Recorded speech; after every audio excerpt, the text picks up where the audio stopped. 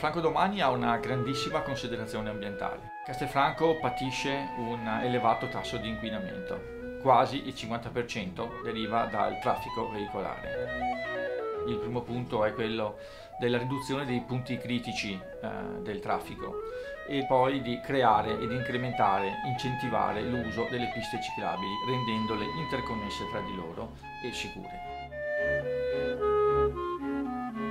Sul territorio noi abbiamo delle idee molto chiare. Faremo qualsiasi azione sulla viabilità che sarà necessaria per migliorare l'inquinamento e l'ambiente di Castelfranco Veneto. Fondamentale lo spostamento del bus terminal vicino l'area del polo ferroviario, questo per rendere più agevole lo scambio e il traffico locale, soprattutto per l'aspetto del servizio agli studenti e alle scuole.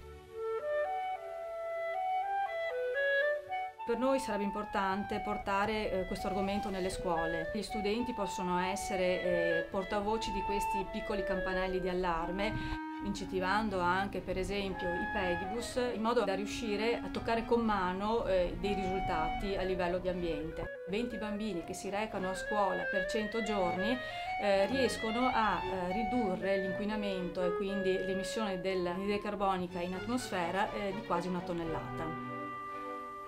Noi non vogliamo che il suolo venga ancora utilizzato e per questo faremo di tutto per incentivare l'uso di lotti già edificati, di edifici già presenti, riqualificando tutto quello che è possibile riqualificare, abbattendo oneri o facilitando le attività burocratiche.